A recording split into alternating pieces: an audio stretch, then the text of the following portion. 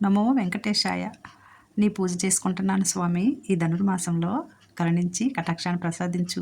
నీ పాదాలు చూడు ఎంత చక్కగా ఉన్నాయో. పాదాలు తాకితే ఎంతో పుణ్యం మాకు అంటూ నేను దీపారాధన చేసుకుంటున్నానండి. నారాయణ శ్రీమన్నారాయణ. గోదాదేవి మీకోసమే పూజలు చేస్తుంది, మిమ్మల్ని ఆరాధిస్తుంది స్వామి, రండి అంటూ మనం పిలుస్తామండి. అలాగే మనం ఎంతో భక్తిగా దీపారాధన చేసుకుంటాం. ఈ నెలని ధనుర్మాసం అంటారు. చూసారా, గుమ్మానికి చక్కగా ముగ్గులు పెట్టుకొని ఇంటి ముందు కూడా ముగ్గులు వేసుకొని చక్కగా దీపారాధన చేస్తామండి. కార్తీక మాసంలో ఎంత భక్తిగా చేస్తున్నామో అంతే భక్తిగా మన స్వామిని దీపారాధన చేసుకుంటాం. దీని గురించి నాకు తెలిసిన కొన్ని మాటలు చెప్పుకుందామా ఫ్రెండ్స్. ఈ ధనుర్మాసంలో విష్ణు పూజ చేస్తే భగవంతుడు త్వరగా కరుణిస్తాడని పద్మపురాణం చెప్తుంది కదండి. మాసాలలో ధనుర్మాసాన్ని నేనే అన్నాడు శ్రీకృష్ణ పరమాత్ముడు భగవద్గీతలో. ముఖ్యంగా ఆధ్యాత్మిక సాధనలకు, భగవత్ సేవకు ధనుర్మాసం అనువైన సమయం అండి. గోదాదేవి మనకి వినే ఉంటాం కదా. గోదాదేవి ఏకైక మహిళా ఆళ్వారుగా పిలుచుకుంటామండి. ఆమె విష్ణు భక్తుడైన విష్ణు చిత్తుని కుమార్తె. అంటే అతను శ్రీరంగనాథుడికి సకల కైంకర్యాలు చేస్తూ భక్తి పారవస్యంతో ఉండేవాడండి. గోదాదేవి తండ్రిని అనుసరిస్తూ శ్రీకృష్ణ లీలను వింటూ భక్తురాలిగా మారిపోయిందండి. అంటే ఈ వ్రతము తిరుప్పవై చదువుతూ శ్రీకృష్ణ పరమాత్మ సేవకు సిద్ధం కావడం. తిరుప్పవై భక్తిగీత మాలిక. ధనుర్మాసం వ్రతం శరణాగతికి ప్రతీక. అంటే పూర్వము ద్వాపరయుగంలో పెళ్లి కాని యువతలు శ్రీకృష్ణుడే భర్తగా రావాలని కోరుతూ కాత్యాయని వ్రతం చేసేవారటండి. అలాగే ఈ మాసంలో శ్రీ ఆండాళ్ తన అంతరంగంలో భక్తిగా పాసురాలను రచించిందండి. భగవత్ సంగమం కోసం పెద్దపించింది ఈమె. మనము వాటిని ఇప్పుడు ఒక్కో రోజు ఒక్కొక్క పాసురాన్ని చదివి మనం ఎంతో భక్తిగా స్వామిని కొలుచుకుంటాం. అలాగే విష్ణువుని కీర్తిస్తూ గోదాదేవి మూలద్రావిడిలో గానం చేసి 30 పాసురాలు గీతమాలిక తిరుప్పువై అని పిలుస్తారండి. ఒక్కో పాసురం ఒక్కొక్క రోజు గానం చేసి బెల్లంతో చేసిన పొంగలి పరమాత్ముడికి నైవేద్యంగా పెట్టడం సాంప్రదాయం. అంటే తిరుప్పై అంటే ఏంటంటే, తిరు అంటే మంగళకరం అండి, పావై అంటే వ్రతము అని. అందుకే తిరుప్పవై అనే ఈ వ్రతాన్ని గోదాదేవి భగవంతుడిని భర్తగా పొందేందుకు చేసిన ఈ వ్రతం అండి.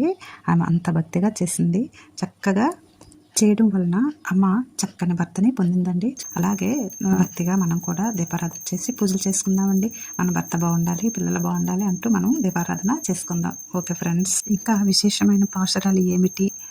మొదటి పాసురం, రెండవ పాసురం అంటే మనం ముఖ్యంగా ఏంటంటే మొదటి పాసురం అర్థం ఏంటంటే, రెండమ్మ రండి, అందరూ స్నానమాచరించి తప్పక స్వామిని కొలుచుకుందాము రండి అని గోదాదేవి అందరినీ పిలుస్తుందండి.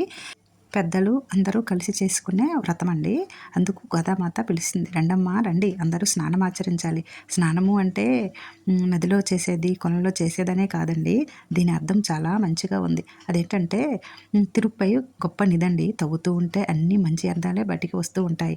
గంభీరమైనటువంటి లోతైన అర్థాన్ని చూస్తే భగవంతుని కళ్యాణ గుణగణాలతో మనం స్నానం చేయటము అని అర్థం అండి. మనసంతా ఆలోచనలతో భగవంతుని యొక్క గుణగణాలతో నిండిపోవటమే. అంటే అందరి భక్తులు కలిస్తే జరిగేది ఇదే కదండి. ముఖ్యంగా ఏంటంటే, ఈ వ్రతము అంత కఠినమైన నియమాలు ఏమీ లేవండి.